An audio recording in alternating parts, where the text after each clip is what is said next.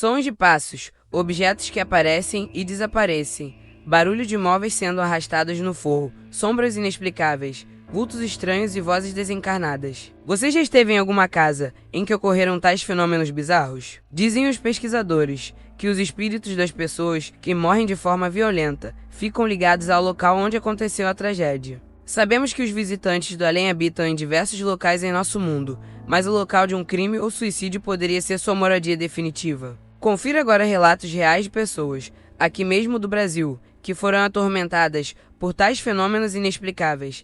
Dessa vez eu separei apenas 4 relatos, pois estes são mais longos e detalhados. Confira! Na metade da década de 80, o meu pai comprou uma casa no município de Cotia, São Paulo, no bairro Granja Viana. Nós só usávamos a casa nos finais de semana. Era uma casa muito boa, com piscina e churrasqueira, e quem conhece a Granja Viana sabe que a vizinhança por lá é bem quieta e as ruas são desertas. Era um refúgio da vida urbana de São Paulo. Nós sempre íamos para lá, mas o tempo passou e a minha família começou a passar por uma pequena crise financeira, e para não ter que vender a casa, nós alugamos. Depois de alguns anos, o meu pai deu uma volta por cima na crise que nós estávamos e então paramos de alugar a casa. Mas como fazia muito tempo que não íamos para lá, perdemos o costume e raramente íamos, e depois de algum tempo, simplesmente paramos de ir. A casa ficou quase que abandonada. Depois de quase 5 anos com a casa no esquecimento, recebemos uma ligação de um policial da região pedindo para o meu pai comparecer na delegacia local, porque queriam falar com ele. O meu pai foi achando que ia ser alguma coisinha sobre a casa parecer abandonada ou coisa do tipo, mas quando ele voltou, estava branco feito a parede. Ele chegou na delegacia e mandaram ele falar com um cara que já foi despejando tudo nele. O cara falou que ele era detetive e que tinha conseguido nosso telefone com um dos vizinhos e que tinha acontecido um crime na nossa casa. Coisa pesada mesmo. 4 caras raptaram uma garota de 20 anos, levaram para nossa casa pensando que ela estava abandonada e fizeram de tudo com a garota. E no final mataram ela e enterram no quintal e pegaram todos os documentos, dinheiro e joias dela. E o detetive falou que esse não era o primeiro crime que acontecia lá. Falou que esses 4 caras já haviam mantido 2 caras reféns de sequestro lá dentro e matado pelo menos mais 3 integrantes de uma gangue rival e enterraram lá. Eles procuraram e acharam a alçada dos 3 caras, no nosso quintal também. Falou que ele não precisava se preocupar, que tinham revirado o quintal todo e não acharam mais ninguém, e que os 4 caras que estavam usando a nossa casa para isso tudo já haviam sido presos. O meu pai estava arrasado, tinha invadido o nosso paraíso e transformado ele no inferno. Ele falou que o quintal da casa estava todo revirado, estava todo esburacado, a piscina estava completamente imunda, um dos quartos da casa estava completamente ensanguentado e o sangue já estava todo seco. Falou que a casa estava fedendo a urina, estava toda pichada por dentro. Ele falou que a casa estava irreconhecível. A gente resolveu que ia reformar a casa e depois colocá-la à venda. Depois de muita dor de cabeça e muito tempo, a casa ficou como era antes. Um quintal bonito, estava toda arrumada e limpa por dentro. A piscina estava em ordem de novo. Tinha voltado a ser uma casa decente de novo. Aí bateu a pena e nós decidimos que não íamos mais vender a casa. Simplesmente iríamos esquecer o que tinha acontecido lá dentro no passado e transformar aquilo lá num lugar feliz de novo. Só que a nossa vida tinha mudado muito desde a época que sempre íamos para lá nos finais de semana e realmente não dava para ir sempre para lá. Como nós estávamos com medo que usassem a nossa querida casa para algum fim deturpado de novo, estávamos pensando em alugar a casa mais uma vez. Mas agora eu já estava mais velho, já tinha o meu carro e estava para sair de casa e começar a minha vida sozinho. Então tive a brilhante ideia de, em vez de alugarmos a casa, eu ia morar nela. Os outros podiam ir lá sempre que quisessem e a casa não ficaria abandonada. No começo não foi fácil tentar convencer eles. A minha mãe estava muito apreensiva em me deixar morar lá sozinho. Foi depois de muita conversa e muita insistência que eles me deixaram morar lá, e lá foi eu feliz da vida para a minha casa nova, morar sozinho e ser independente. Claro que eu pensava em levar o pessoal da faculdade para lá, fazer festa o tempo todo. Achei que ia ser a maior farra, mas foi exatamente o contrário. Com o tempo, eu acabei acostumando com a viagem diária para a faculdade e de lá para casa, mas nem todos os meus amigos estavam dispostos a ir até lá. A casa era bem grande. Tinha 5 quartos, todos suítes, 3 salas, uma cozinha grande, área de serviço. Eu acabei me sentindo muito sozinho lá naquela casa enorme e ficava deprimido constantemente. Depois de um tempo assim, os meus pais deixaram eu chamar alguns amigos da faculdade para morar comigo. Claro que logo eu consegui convencer 2 amigos e uma amiga a ir morar lá comigo. A vida depois disso começou a virar uma festa lá dentro. A gente se dava bem, respeitávamos uns aos outros e tratávamos a garota que estava morando conosco feito nossa irmã. Com o tempo vieram as festas, já que agora eu tinha carro suficiente para levar e trazer quem quisesse ir. Numa dessas festas, um pessoal se juntou na sala de TV e começou a contar histórias de terror. Só que era uma história mais fraquinha que a outra e não estava assustando ninguém, até que eu resolvi abrir a minha boca. Eu contei a história dos caras que tinham pegado a menina e depois de fazer ela passar pelo inferno, mataram ela num dos quartos lá em cima. O pessoal ficou quieto, porque realmente era algo pesado e realista, diferente do que estavam contando. Estava aquele silêncio todo quando alguém me perguntou se aquilo realmente era verdade, porque se fosse mentira, era uma piada de muito mau gosto. Eu jurei que era verdade, até que alguém gritou lá do fundo: "Vamos fazer a brincadeira do copo lá em cima nesse quarto e chamar o espírito da mulher então." Quando ele falou isso, a minha espinha gelou e todos os pelos do meu corpo ficaram em pé. Só que o pessoal começou a gritar vamos lá, e então lá fomos nós. Eu peguei um copo na cozinha e subi com o pessoal que estava na sala da TV, enquanto o resto do pessoal ficou lá embaixo na festa. Só uma coisa que eu não mencionei antes. Esse quarto ficava sempre vazio, só tinha uma cama, um criado mudo e uma poltrona lá dentro, mais nada. No dia que os meus amigos vieram morar comigo, na hora de escolher os quartos, todos entraram nesse quarto, mas ninguém gostou dele, e eu também nunca gostei dele, mas eu sabia o porquê, pelo menos. Eu achava que sabia, que era porque tinha sido lá que a garota tinha sido morta, só que eles não sabiam disso até aquela noite. Nenhum de nós 4 gostava de entrar lá dentro, nem de passar pela frente dele, dava uma angústia. Quando nós entramos no quarto, empurramos a cama para perto da parede e puxamos o criado mudo para o meio do quarto, colocando o copo em cima dele e colocando um monte de letras escritas em pedaços de papel em volta e 2 pedaços maiores escritos SM e não. Nós acendemos 4 velas e demos para 4 pessoas, nós estávamos em 9, segurarem em volta da gente para podermos ver as letras e apagamos as luzes. O cara que estava comandando o show falou que era bom só 3 pessoas colocarem o dedo em cima do copo para não dar muita interferência. Eu não entendi o que ele quis dizer, eu não brinco muito. Com isso, então ele e uma menina, colocamos o dedo em cima do copo e fechamos os nossos olhos. E os outros 2 que sobraram ficaram de ler o que o espírito respondia. Nós 3 fechamos os olhos e começamos a tentar nos comunicar com o espírito.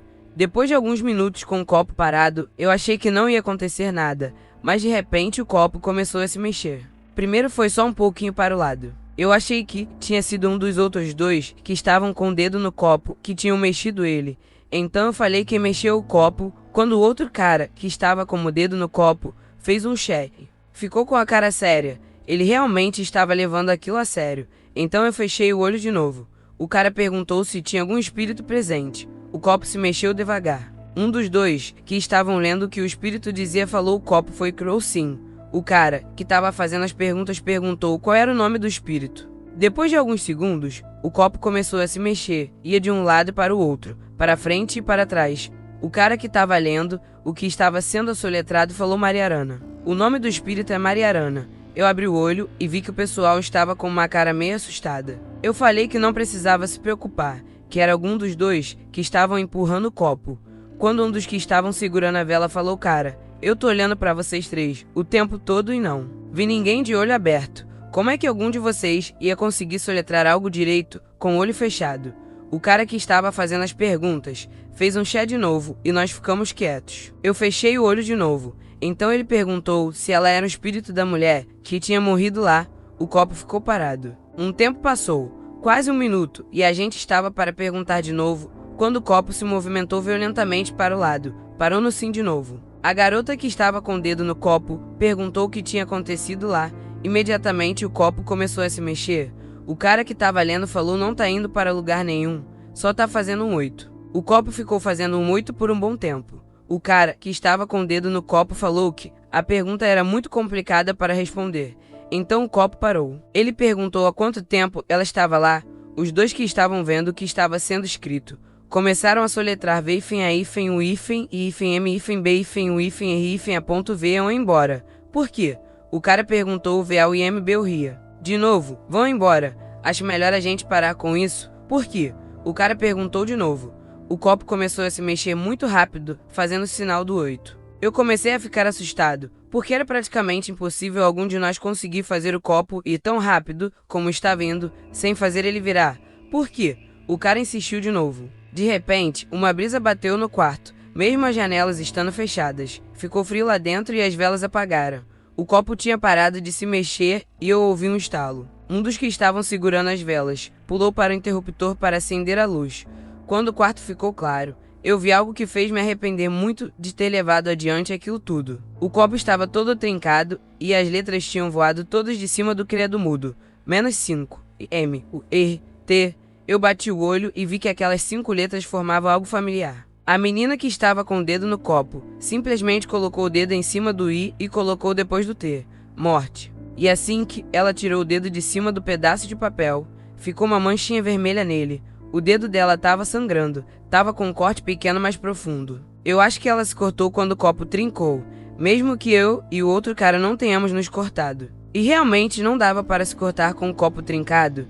Ele não tinha soltado lasca nenhuma, mas tinha sido nele, porque ele também estava com um pouco do sangue dela. O cara que tinha acendido a luz começou a falar que aquilo já era brincadeira de mau gosto, que já era desrespeitar a garota que tinha morrido lá. Só que aquilo realmente não era brincadeira nenhuma. Quando ele abriu a porta irritado para sair, o resto do pessoal da festa estava do lado de fora com cara de assustados. Eles falaram que e começaram a ouvir alguma garota berrando histérica, mas estava berrando muito, pedindo ajuda. Todo mundo subiu correndo, pois parecia que estavam matando alguém lá em cima. Quando subiram, viram que a berraria estava vindo de dentro do quarto que nós estávamos. Eles tentaram abrir, mas a porta estava trancada. Só que nós não tínhamos trancado a porta do quarto. Eles falaram que bateram na porta e até tentaram arrombar ela, mas a porta não cedeu nem um pouco, e a cada segundo que passava, a gritaria lá dentro ficava mais desesperada e histérica. Só que a gente não ouviu grito nenhum lá dentro. Então de repente tudo parou e a porta abriu. A gente jurou que a porta estava aberta, mas ninguém acreditou. Eles acharam que era alguma brincadeira de mau gosto e desceram furiosos, pois aquilo não era brincadeira que se fizesse. Depois de um tempo, todo mundo foi embora. Nós tivemos que levar a maioria para casa, e quando voltamos, a menina e o outro cara que moravam comigo perguntaram o que tinha acontecido. Eu e o outro cara contamos a história, mas eles não acreditaram muito. Quando a gente perguntou o que eles tinham ouvido, eles falaram que só ouviam gritos de uma mulher falando para, pelo amor de Deus, para alguém me ajuda e coisa assim. Eu contei a história da garota que tinha sido morta lá dentro da casa e eles ficaram bravos por eu não ter contado a história antes, mas deixamos tudo de lado e fomos dormir. No dia seguinte levantamos para arrumar a casa que estava uma bagunça. Quando tínhamos arrumado quase tudo eu falei, ainda falta o quarto do meio lá em cima, só que eu não vou lá sozinho. O cara que estava lá comigo na noite anterior foi junto, e lá estava o quarto, como nós havíamos deixado, com os 5 pedaços de papel em cima do criado mudo, o copo trincado no meio dele, as velas do lado do copo e o resto dos papéis espalhados pelo quarto. A gente pegou tudo correndo, colocou num saco de lixo e jogou fora. Depois daquele dia, coisas estranhas começaram a acontecer pela casa. Sussurros pelos cantos, portas batendo com violência, mesmo sem ter corrente de ar dentro da casa, luzes que acendiam e apagavam, e às vezes uns gritos que vinham do andar de cima, que rasgavam a alma. Era algo que dava um medo desgraçado. Um dia estávamos nós 4, chegando da faculdade, estávamos no mesmo carro. Quando nós saímos do carro, eu olhei para casa e vi uma sombra na janela. Eu fiquei apavorado, mas quando os outros olharam, já não tinha mais nada na janela. Eu fiz todo mundo revirar a casa toda, mas não achamos ninguém lá dentro. Depois de algum tempo, os nossos nervos já estavam à flor da pele. Qualquer barulho e a gente já pulava assustado. Não demorou muito para que os outros começassem a ir embora. Primeiro foi um dos caras. Ele deixou pago o aluguel de 2 meses, mas falou que não ficava mais lá, que não aguentava mais acordar no meio da noite com a impressão de que tinha alguém no quarto dele. Várias vezes a gente achou ele dormindo no sofá da sala. De manhã, depois de um mês, foi a garota que foi embora. O quarto dela ficava do lado do quarto que a menina tinha sido morta. Ela falou que, de noite, escutava batidas nas paredes, vindas do outro quarto, e se ficasse tudo quieto, ela podia ouvir um choro bem baixo perto da parede. Nos dias antes dela ir embora, ela já não dormia direito, estava com umas olheiras grandes e andava de muito mau humor. Na noite que ela foi embora, aconteceu o seguinte: ela falou que estava finalmente quase dormindo, o que estava sendo muito difícil para ela nos últimos dias, e que quando ela estava para pegar no sono mesmo, ela ouviu uma voz feminina berrando com toda a força no ouvido dela: sai daqui, vai embora, me deixa em paz. Ela levantou da cama com um pulo, acendeu a luz, mas não tinha mais ninguém no quarto dela, só ela. Ela saiu do quarto dela chorando, falando que não aguentava mais aquilo e que ia embora. A gente conseguiu acalmar ela, mas ela simplesmente catou algumas coisas dela, foi pro carro e foi embora. Ela voltou no final de semana para pegar o resto das coisas dela e nunca mais pisou naquela casa de novo. Depois de uma semana foi o outro cara que foi embora. Eu até hoje não sei o que aconteceu com ele direito. Ele sempre mencionava que o quarto dele costumava ficar frio de repente, do nada, mas não o quarto todo, só alguns lugares, o que me fez pensar que tinha alguma corrente de ar lá dentro. Mas um dia, ele estava tomando banho e depois de uns 5 minutos lá dentro, ele saiu berrando. Do banheiro, peladão mesmo. Eu fui ver o que era e ele falou que não era nada. Ele me fez ir até o banheiro com ele para desligar a água, depois botou uma roupa e estava falando da gente ir embora da casa. Eu consegui fazer ele ficar mais um tempo, pra gente resolver o que ia fazer, que estava muito tarde. Ele falou que tá bom, que ele ia ficar lá, mas que então ia dormir no meu quarto comigo. Eu deixei, pois não estava a fim de passar a noite sozinho também. Ele colocou o colchão dele do lado da minha cama e então nós fomos dormir.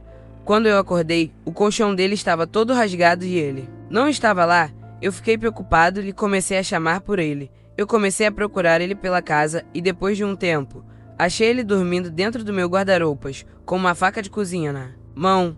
Eu acordei ele e ele me falou que acordou com a faca na mão e que tinha alguém segurando a perna dele. Ele perguntou se era eu, mas só ouvi um grito desumano e a mão na perna dele começou a apertar até machucar ele.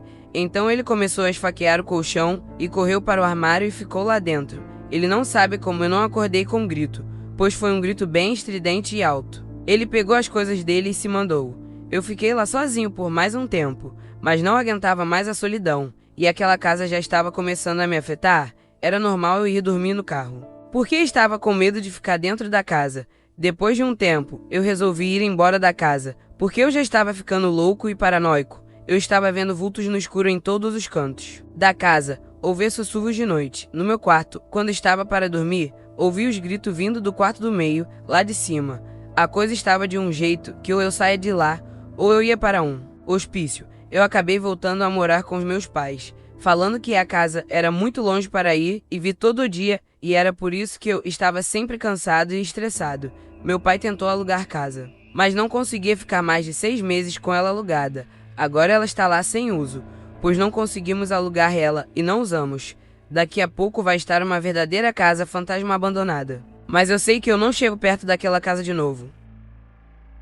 No verão de 1994, o meu na época, noivo, nosso filho de 5 meses e eu, nos mudamos para uma velha casa em uma cidadezinha não muito longe de São Paulo, um pouco mais de 1 hora de viagem. A nossa casa ficava bem do lado de uma curva muito perigosa de uma estrada local. A única coisa que me deixava inquieta é que a parte do quintal da casa não ficava mais de 1 metro da estrada, onde os carros passavam a uma velocidade alta demais para a curva. Mas mesmo isso não nos desanimou.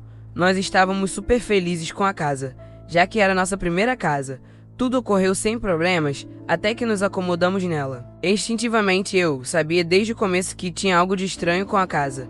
Eu já tive essa impressão antes, em outras ocasiões, outros lugares, e elas nunca estiveram erradas. Pouco tempo depois de nos mudarmos, começamos a ter problemas com nosso filho. Ele simplesmente não ficava sozinho no quarto dele. Nós nunca tivemos esse problema antes. Sempre que eu colocava ele no berço dele, ele chorava e só parava quando não apegávamos ele. Em qualquer outro canto da casa, ele ficava sozinho sem nenhum problema, menos no quarto dele. Ele berrava tanto que parecia que ia explodir.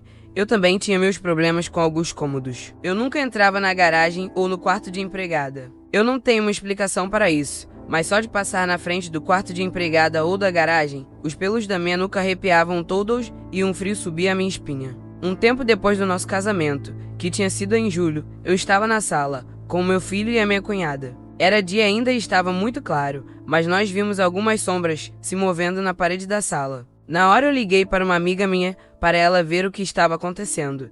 e assim que ela entrou em casa, ela sentiu alguma coisa estranha. Ela também chegou a ver algumas coisas estranhas, sombras pela sala, a sensação de estar sendo observada, barulhos no andar de cima da casa, quando não tinha ninguém lá em cima, e portas se fechando. Sozinhas, nós contamos essas coisas para o meu marido e ele apenas falou que nós estávamos imaginando tudo isso. Lá pelo Natal, ele mudou de ideia. Nós colocamos uma desses pisca-piscas musicais na árvore de Natal, e toda noite eu tirava elas da tomada antes de ir dormir. Numa noite ele acordou com a musiquinha tocando e as luzinhas piscando, iluminando de leve o corredor do lado de fora do quarto. Ele me acordou e falou que eu tinha esquecido de desligar as luzes. Então eu falei para ele e eu desliguei. Você estava lá e viu eu tirando elas da tomada. Ele sentou na cama e me olhou com uma cara confusa. Ele levantou e foi na ponta dos pés até o lado de fora do quarto e desceu a escada. E não achou ninguém mais na casa. Então ele voltou. Estava com o rosto pálido e não falava uma palavra. Eu perguntei o que era e ele simplesmente falou para eu voltar a dormir. No final de semana depois disso, o nosso filho foi para a casa dos avós dele. Na primeira noite sem ele, quando nós estávamos nos arrumando para dormir, nós ouvimos o som de um bebê chorando. Como nosso filho não estava em casa, simplesmente ignoramos. Só que o choro começou a ficar cada vez mais alto. Nós ficamos preocupados e fomos até o jardim de casa, pensando que alguém poderia estar precisando de ajuda, só que lá fora nós não ouvíamos nada. Quando entramos de novo, ouvimos o choro.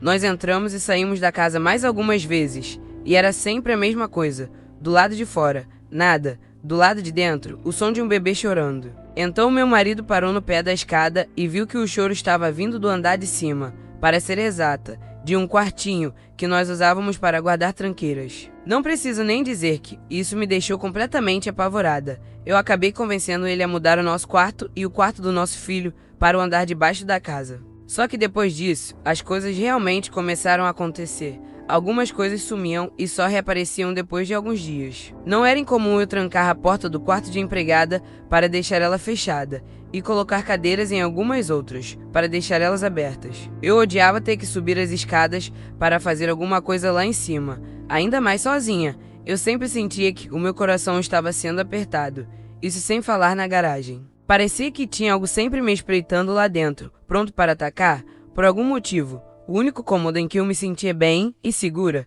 era o banheiro. Eu odiava ficar naquela casa sozinha. Mas não importava muito para eles se eu estava sozinha ou não.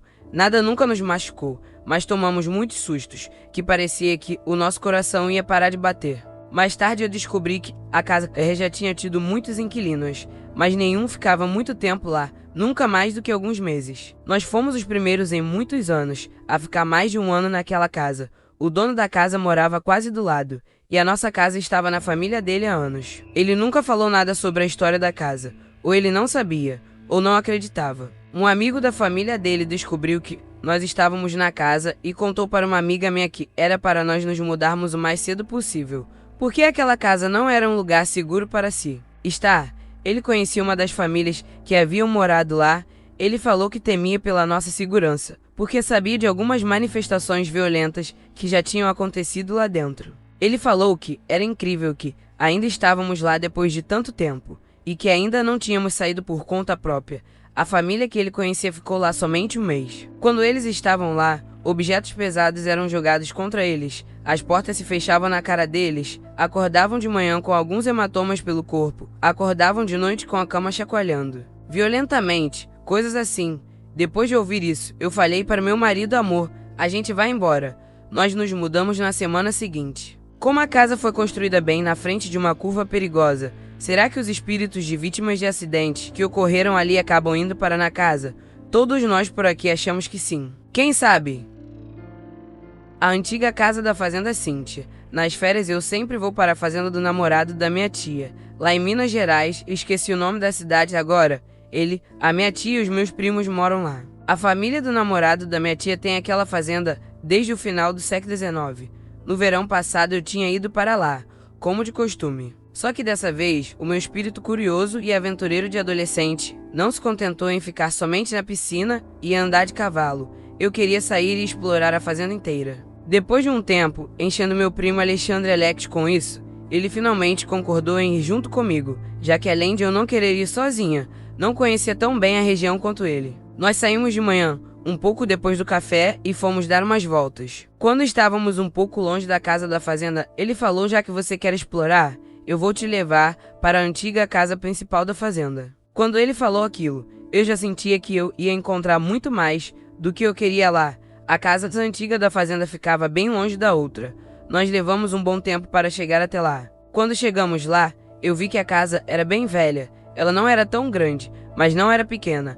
A porta estava destrancada, estava simplesmente encostada. Não era exatamente aquilo que eu tinha em mente quando eu falei que queria explorar a fazenda. Estava mais interessada em um rio, alguma cachoeira, alguma montanha com uma vista bonita, ou até alguma caverna, mas era aquilo que eu tinha no momento.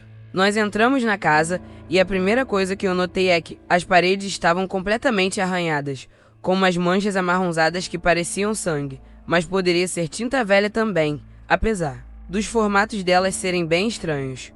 O meu primo falou que fazia tempo que ele não ia lá, mas que da última vez que ele foi, as paredes não estavam daquele jeito. Nós estávamos na sala principal. Para a esquerda tinha uma passagem que levava para outra sala de jantar e para a direita tinha um corredor que levava para os quartos. Da sala de jantar dava para ir para a cozinha e de lá para fora da casa de novo, pela porta dos fundos.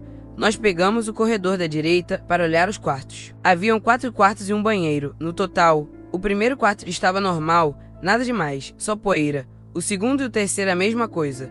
Então fomos ver o quarto, o maior de todos. Quando entramos, eu senti uma brisa fria e um pouco de frio, mesmo a casa estando bem quente e abafada. Nesse quarto tinha um armário e nós fomos ver o que tinha dentro dele. Abrimos a porta e nada. Então eu ouvi o som de passos vindo do corredor. Eu agarrei o braço do meu primo e olhei para a porta. Os passos chegaram perto e pararam na frente da porta, mas não apareceu ninguém. Eu olhei assustada para ele e saí correndo, e ele veio atrás. Enquanto eu corria pela casa para sair dela, eu não vi ninguém lá dentro, só vi as nossas pegadas na poeira. A de mais ninguém, apesar de ter ouvido os passos. Lá fora na luz do sol, ficamos mais calmos. Eu olhei para ele e ia perguntar o que será que tinha sido aquilo. Quando ele começou a gritar, do nada, a única coisa que ele falava era "tá doendo". Eu olhei no braço dele e começou a aparecer um monte de marcas vermelhas e brotoejas. O pescoço dele começou a ficar todo vermelho também. Eu decidi que era melhor levar ele correndo para a casa da fazenda, para a mãe dele ver o que era. Antes de sair correndo com ele, eu dei uma última olhada para a velha casa e vi uma fumaça meio cinza na porta de entrada, na forma de uma pessoa. Depois disso, eu agarrei a mão do meu primo e saí correndo.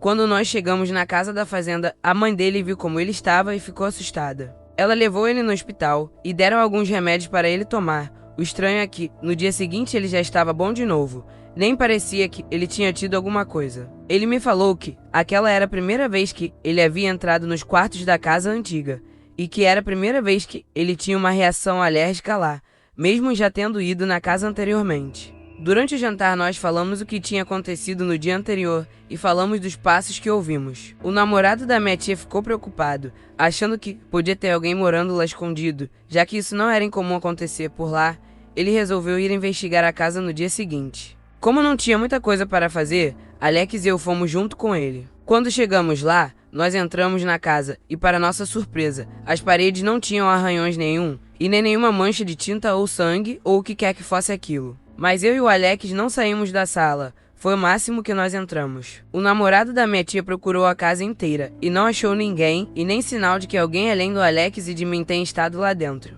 Nós fomos embora de lá e nem o Alex e nem eu voltamos lá de novo. Mas eu não vou esquecer tão cedo daquela fumaça cinza que tinha na porta e nem a alergia relâmpago do Alex que veio do nada e foi embora como se ele nunca tivesse pegado coisa alguma. A casa assombrada do Vale Luís, dessa vez seria diferente, eu pensei. Mas lá estava eu, sem dinheiro, sem trabalho, no meio do nada e morando em uma casa realmente assustadora e assombrada, a última coisa no mundo que eu queria. Tudo começou quando eu decidi fazer uma nova tentativa de sair da cidade grande de uma vez por todas. Eu odeio cidades grandes, mas eu sempre acabava em uma para conseguir me sustentar financeiramente. Esta é uma história honesta e verdadeira sobre a casa assombrada onde eu fui parar. Ela era isolada do mundo e o vizinho mais próximo ficava a mais de 5 quilômetros de distância. Era o começo do verão e eu estava ansioso por sair da grande São Paulo, de novo. Finalmente, depois de ter procurado em todo lugar, eu consegui um emprego como técnico de uma rádio em uma cidadezinha no interior paulista. A cidade ficava a cerca de 30 quilômetros do vale quase inabitado, onde eu esperava morar de novo.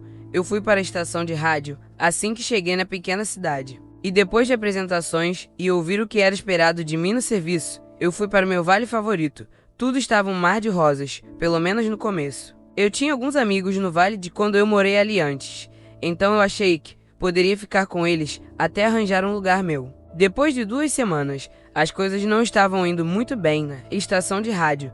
Eles tinham mudado de ideia quanto a ter um técnico em período integral lá. No entanto, isso não acabou com as minhas esperanças de conseguir um bom emprego em outro lugar e conseguir ficar na região.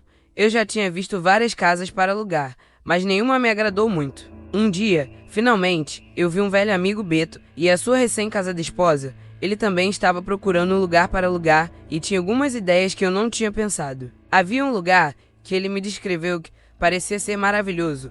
Era uma casa de fazenda velha de 2 andares, 6 quartos, completa, com celeiras e estábulos. A casa estava a 15 quilômetros da cidade mais próxima e para chegar nela tinha uma estrada muito pouco usada. O aluguel na época era de R$ 75 por mês. O proprietário tinha baixado o aluguel da casa em troca da reforma feita nela. Segundo Beto, eu estava começando a me animar, até que a sua querida esposa acrescentou que a casa era assombrada. Como era a primeira vez que eu encontrava a esposa do Beto, eu não sabia o que pensar. O Beto não era nem um pouco supersticioso. E julgando pelo que eu tinha ouvido falar sobre a mulher dele, ela também não era. Mesmo assim, eu resolvi ir ver a casa. Talvez ela não gostasse de casas antigas, que precisassem de reforma. Eu consegui chegar na casa no começo da tarde. Era um verão quente e o ar fresco e as montanhas serra ao longe deram um ar muito atraente à casa. Eu podia ver o celeiro e outras construções ao longo do terreno. Quando eu me aproximei da porta da frente, eu notei que a maioria da madeira estava podre e tinha caído durante os anos, deixando a varanda intransitável. Então eu lembrei que o Beto me falou para entrar pela entrada de trás da casa. Eu fui lá para trás e entrei na cozinha, pensando como seria bom morar em uma casa de fazenda. Lá dentro eu fui recebido pelo som de uma torneira vazando. Eu fui para a pia e tentei, em vão, desligar a torneira. Isso só piorou as coisas. Começou a sair mais água. Então eu decidi deixar isso para lá e continuar com a minha visita. A cozinha era gigantesca, do tamanho de muita sala, com um teto bem alto e armários grandes com portas de vidro. Depois de ter olhado a cozinha e a fria despensa com a entrada do lado da cozinha, eu continuei para a sala de estar. A sala de estar devia ser 2 vezes maior do que a cozinha, com um teto igualmente alto. Eu estava cada vez mais empolgado. Saindo da sala, eu entrei em um corredor que levava para a parte da frente da casa. Do lado esquerdo do corredor tinha o único banheiro da casa. Continuando pelo corredor, haviam 4 quartos, sendo que 3 tinham janelas que davam para a frente da casa. 2 deles possuíam portas para fora da casa que davam para a varanda. Eu ficava cada vez mais ansioso por morar naquela casa, quanto mais eu olhava ela, tanto que eu até tinha esquecido o comentário que a esposa do Beto tinha feito. Depois de ter feito o tour pela parte de baixo da casa, eu subi para ver o andar de cima. A casa originalmente tinha sido construída, sendo 4 quartos e o banheiro, a cozinha, a sala e a parte de cima, que pegava metade da casa, haviam sido construídos depois. A escada dava para um corredor que ia de uma ponta a outra da parte de cima da casa. Na esquerda do corredor, tinha um pequeno quarto, um depósito com material de construção e alguns restos de madeira. Para a direita, tinha uma porta que dava para um quarto com porta, maçanetas, janela, lustres, tudo no estilo antigo, meio colonial. Eu estava pensando que era uma casa maravilhosa. Agora eu estava indo em direção do outro quarto, no final do corredor, que estava com a porta fechada. Quando eu abri a porta e entrei, notei que o quarto tinha sido reformado recentemente, com papel de parede e tudo. Então finalmente começou, quase que imediatamente, quando eu entrei no quarto.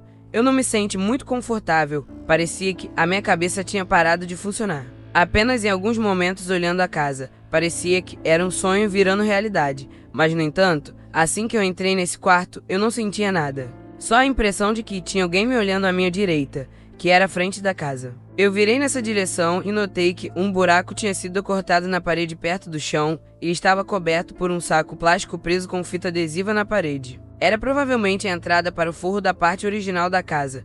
Eu fui até o buraco e tirei o plástico para poder olhar lá dentro. Talvez foi porque os meus olhos não estivessem ajustados com a escuridão, mas eu tive a impressão de ter visto um par de olhos me olhando da escuridão. Então vieram os barulhos, estalos na madeira, como se alguém estivesse vindo do forno na minha direção, bem devagar. Eu senti uma sensação estranha, mas parecia que nada estava se mexendo ali dentro, só que os olhos não estavam mais lá. Eu coloquei a cabeça lá dentro e olhei de um lado para o outro, mas só via sombras na madeira da estrutura. Eu decidi que era só a minha imaginação, então coloquei o plástico de volta no lugar e me virei para ir embora. Mas eu simplesmente não conseguia me livrar da sensação de que eu estava sendo observado enquanto eu saía do quarto. Eu abri a porta, saí e fechei a porta atrás de mim. Enquanto eu descia a escada, eu tentei esquecer aquela sensação estranha que eu senti no quarto. De novo, eu estava encantado com o lugar. Eu fui para a cozinha, saí da casa e me afastei uns 30 metros dela e dei uma boa olhada em volta, pensando como ia ser bom morar em um lugar como aquele. Subitamente eu senti que estavam me observando de novo. Eu olhei na direção de onde vinha a impressão, e era bem uma entrada de ar que tinha na lateral da casa, onde ficava o forro da parte original da casa. Eu não consegui esquecer ou ignorar aquela sensação, não importa o quanto eu tentasse. Depois que eu voltei para a cidade, eu acabei esquecendo a parte esquisita da visita e só podia pensar na parte boa e de como eu havia gostado do lugar. Mas eu realmente não estava muito afim de me mudar para lá sozinho, então eu coloquei isso de lado por um tempo. Alguns dias depois eu recebi um telefonema avisando que o meu irmão e um amigo dele estavam vindo me visitar. Eu sabia que o meu irmão queria sair da cidade tanto quanto eu. Ele sempre falava em vir para o interior morar comigo. Quando ele chegou, ele me falou que o amigo dele e ele queriam ficar comigo o verão todo, finalmente. Era a minha chance de mudar para a casa que eu tinha visto. O meu irmão concordou em dividir o aluguel comigo depois que eu falei sobre o lugar. Nós falamos com o dono da casa e depois levamos a minha mobília guardada em um depósito, desde a minha última tentativa de morar na área para a casa. Eu escolhi um dos quartos de baixo, do lado do banheiro. A primeira noite foi bem calma. Depois do terceiro dia, depois de não terem encontrado emprego nenhum, meu irmão e o seu amigo me falaram que estavam indo embora de volta para a capital. Então lá estava eu, morando sozinho em uma casa gigantesca, potencialmente assombrada. Os barulhos geralmente aconteciam por volta de 11 horas da tarde. No começo, eu só ouvia algo arranhando as paredes. Eu pensei que poderiam ser ratos.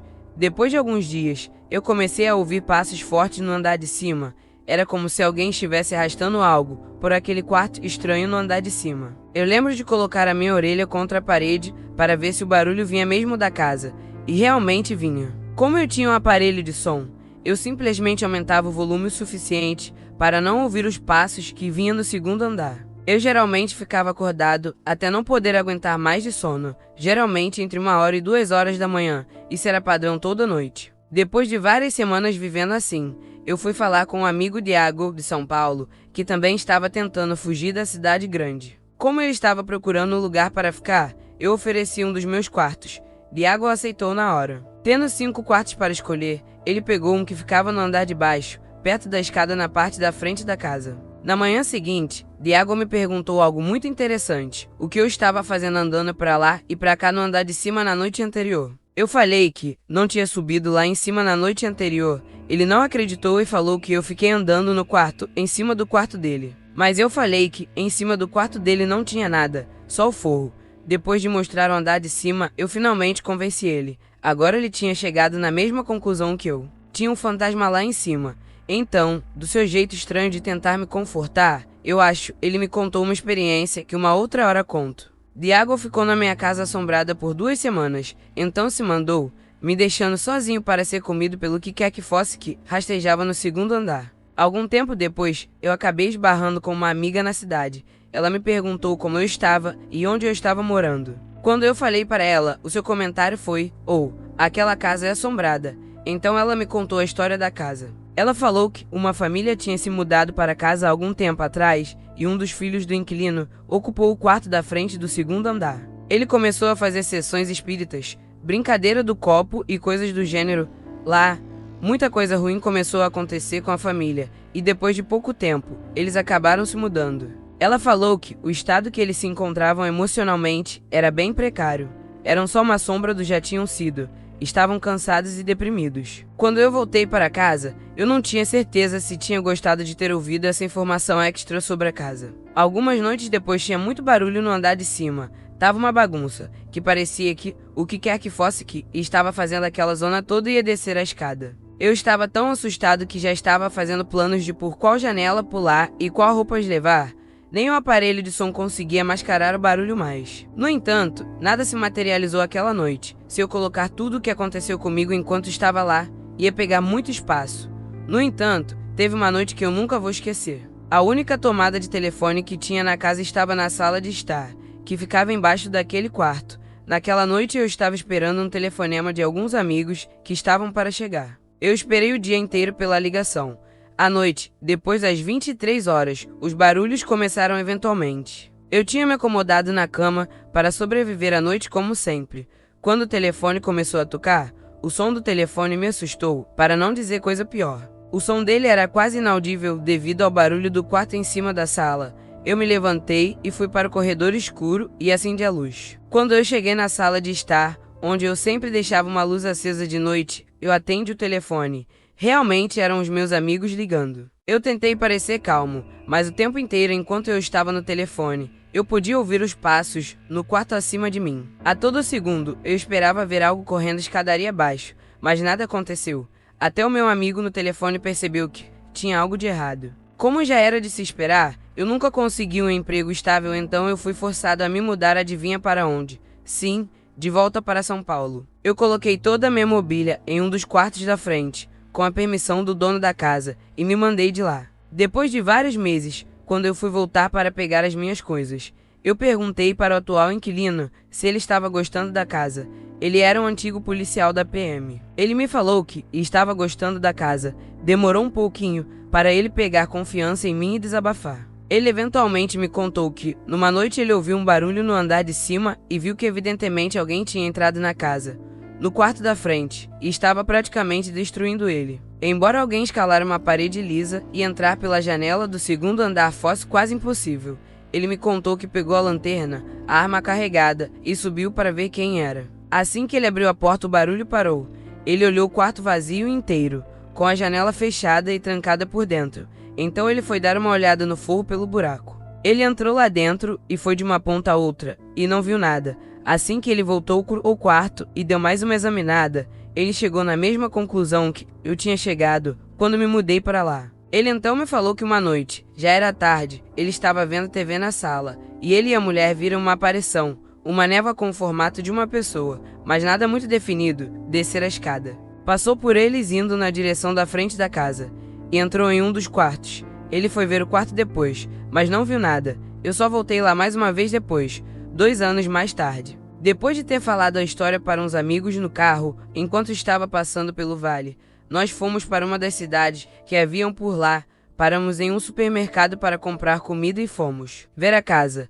Tinha acabado de escurecer. Quando nós chegamos, fomos para a porta de trás e eu vi que não tinha ninguém em casa. Uma das pessoas que estavam com a gente era uma mulher religiosa e ela colocou a mão na porta e começou a rezar. Todos nós ouvimos quando os pratos, panelas e a mesa da cozinha começaram a vibrar e a chacoalhar. Depois foram as janelas e a porta que começaram a tremer junto com o resto, que já estava tremendo. Nós voltamos correndo para o carro. Quando chegamos lá, tinha uma estranha substância viscosa na maçaneta do carro que não estava lá quando paramos na cidade há apenas alguns minutos. Não precisa nem dizer que eu nunca mais cheguei perto daquela casa. Deixe seu like e inscreva-se no canal.